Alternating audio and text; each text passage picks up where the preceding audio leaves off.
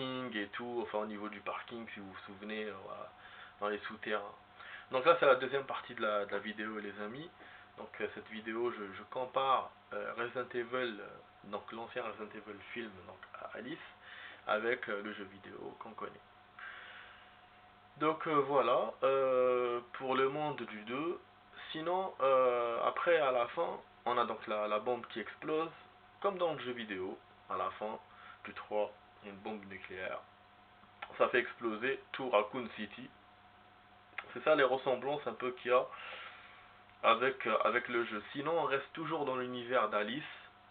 Forcément, donc il y a toujours Alice, elle est là, c'est elle le personnage principal. Donc je vous ai dit que finalement les personnages du jeu vidéo sont secondaires par rapport à Alice. Donc c'est comme si le film les mettait en voilà en secondaire. Et au niveau du scénario forcément c'est différent du jeu. Et puis il y a des transformations parce qu'on a cette histoire de machine voilà qui est là.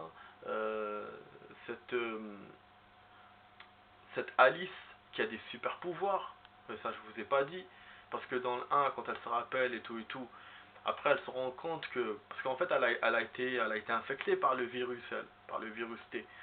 Sauf que pourquoi c'est la personnage principale, c'est à cause de ça, parce qu'elle a été infectée par le virus T, mais le virus T est stable chez elle. En fait, le virus T, il est censé faire mettre des, il est censé évoluer euh, certaines, certaines choses dans le corps. Même dans les films, pourquoi le père il avait utilisé parce qu'il était, si je me souviens bien, il marchait pas, il était handicapé physique. Lui et sa fille, donc il voulait qu'elle marche parce il fait raviver certaines cellules, le virus T. Sauf que bon, chez les autres personnes,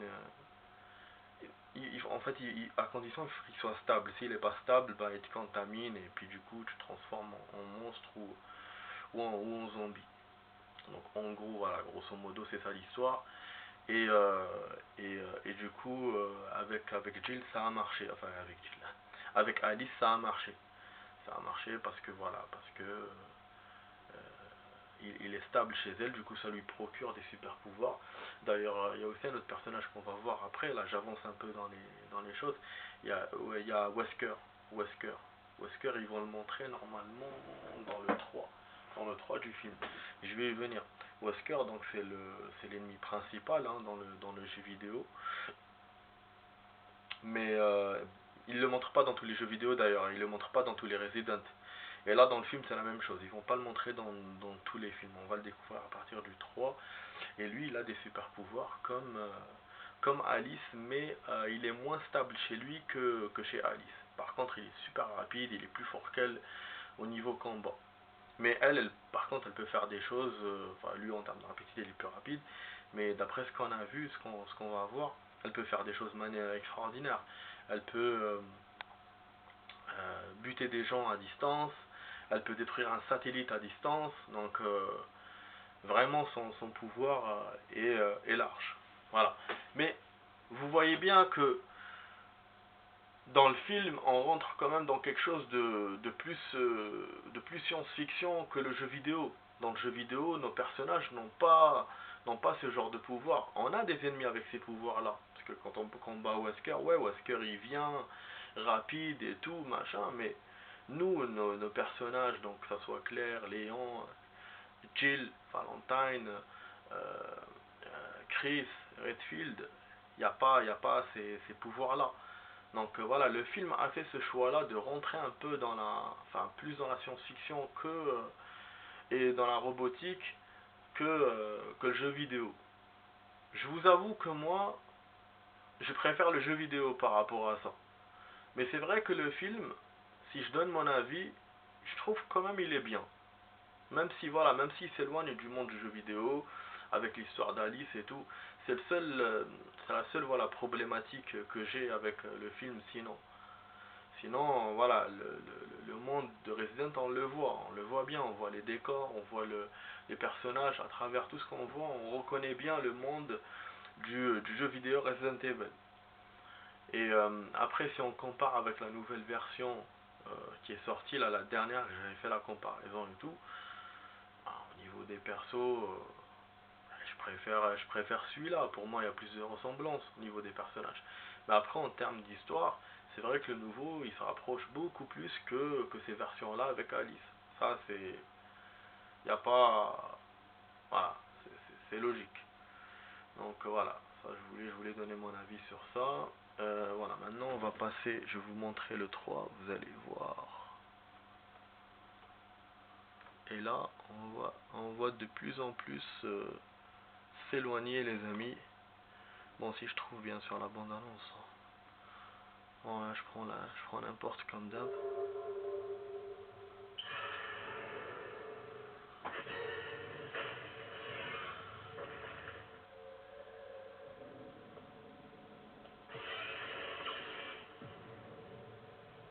Prenez un échantillon de son sang et débarrassez-vous d'elle.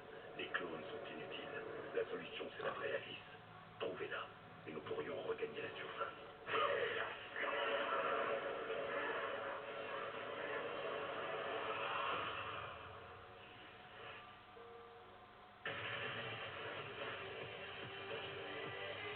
Vraiment désolé, Stevie.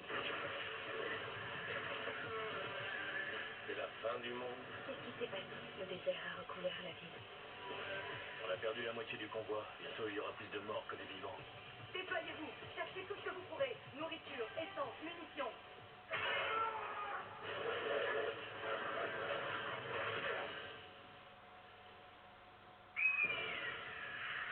Qu'est-ce qui se passe?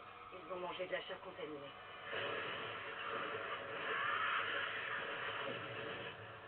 Les capteurs ont détecté Alice. Ses pouvoirs semblent avoir augmenté de façon exponentielle. Assurez-vous qu'elle meure. Je viens à votre rencontre. Abattez-la. Oh.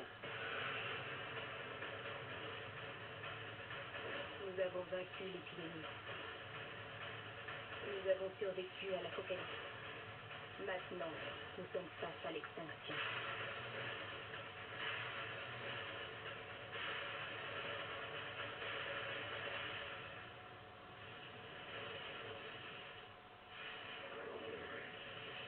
Et voilà. Donc c'est là qu'on voit ce que je vous ai dit par rapport à ses pouvoirs. On les voit beaucoup plus dans le 3 du film que dans le 2. Elle peut griller un satellite dans l'espace, elle peut brûler les corbeaux. D'ailleurs, on voit des créatures qu'on n'a pas vues dans les autres Resident Evil du film, c'est les corbeaux. Dans le 2, on les voit pas. Dans le 1, on les voit pas. Pourtant, dans le 2, c'était dans la rue et tout. Alors que dans le jeu vidéo, on les découvre dès le 2, même dès le 1 d'ailleurs. Même dès le 1. Les corbeaux zombies. Donc ça, c'est déjà ça. Après, on a un décor qui a été fait dans le film que j'ai pas dit tout à l'heure. C'était dans le 2, l'école. Dans le jeu vidéo, il y a pas, il me semble que on n'a pas traversé d'école non, dans les premiers jeux, non. Il y a eu dans le jeu vidéo du 6, c'était dans le 6 où il y avait l'école. Et dans le film, voilà, c'était le 2. Donc voilà, donc c'était pas, à mon avis, c'est pas copié sur le jeu vu que le jeu du 6, le 6 dans le jeu, il est sorti après le 2 du film. Ouais, donc il n'y a pas eu de copie sur ça. En tout cas, dans le 3 du film, donc là on sort, comme je vous ai dit, de plus en plus de l'univers de Resident Evil. Oui, parce que, quand je dis tout à l'heure, dans le 1, on est, on n'est pas dans l'histoire, parce que c'est une autre histoire, vu que c'est l'histoire d'Alice. Mais dans le 2, on rejoint l'histoire. Enfin, on rejoint l'histoire, les personnages, voilà, on touche un peu plus aux jeux vidéo. Mais dans le 3, on s'éloigne en termes d'années. Parce que là, on arrive sur plusieurs années, on traverse les États-Unis. Ah, dans le jeu vidéo, il y avait pas ça. Il y avait pas ça. Il n'y a pas une traversée comme ça dans le désert et tout, un peu à la Mad Max. Il y a pas. Il y a pas. Alors que là, dans le film, c'est ce qu'on nous montre. C'est un peu à la Mad Max. Ils cherchent de l'essence, ils cherchent de la nourriture. Donc, il te montre voilà, que les États-Unis sont contaminés et que le monde va mal. Donc, il y a des zombies partout. Voilà, c'est un peu ça l'histoire du 3. Bien sûr, Alice, elle est toujours poursuivie par cette créature, enfin, les créatures, par la machine, par un docteur fou aussi, qui fait des tests sur des clones de Alice. Voilà, ça, le clonage. Dans le jeu vidéo, il n'y avait pas ça. Là, on est en plein, on est en plein Metal Gear Solid, là, avec le clonage et tout. Donc c'est pour ça que je vous ai dit, le film, ils ont pris beaucoup de liberté sur l'histoire du jeu vidéo Resident. Et en termes de personnages, donc on retrouve Olivera. Jill, elle est pas là. Elle est pas dans le 3, non. Et on découvre Claire. Donc Claire, qu'on avait vu dans le jeu, dans le 2, là dans le film, on la voit dans le 3. Voilà. Donc Claire. Bon, au niveau des personnages, ce que j'ai pas dit, il ressemble un peu au jeu. Vous avez vu Olivera, comment il est. Il ressemble un peu au Olivera du jeu, physiquement, je dirais. Alice, pour moi, Alice, elle ressemble plus à Jill. Alors que Jill qu'ils ont mis dans le 2, ben, elle lui ressemble au niveau de la tenue, mais pas au niveau des cheveux et tout, parce qu'elle a les cheveux noirs. Alors que dans le jeu vidéo, elle a des cheveux colorés, je crois. Je me souviens bien, Jill. Claire du film, elle ressemble pas du tout à Claire du jeu, parce que celle du jeu, elle est asiatique. Alors que celle du film, ben, ouais, voilà, elle est autre. Qu'est-ce que je peux dire d'autre? Quels sont les personnages qu'on avait vus? Bon, après, bon, le père, voilà, Birkin, bon, voilà. Wesker, ouais, il ressemble, ouais, il ressemble un peu à celui du jeu vidéo. Voilà, en gros, voilà, grosso modo. Voilà, qu'est-ce que je peux dire d'autre? Sinon, bon, voilà, le 3, c'est la découverte des clones, hein. Le film s'arrête comme ça, avec ce suspense. Donc il y a toujours des suites, hein, ils en ont fait plein, les versions de Alice, il y en a plein. Ok, donc là on enchaîne sur le 4. Je vois, je vais mettre un like.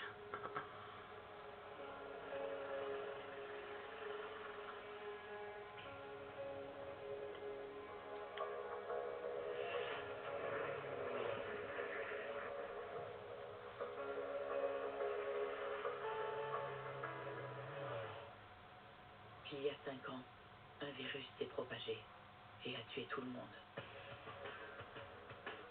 Si vous êtes toujours là, il y a de l'espoir.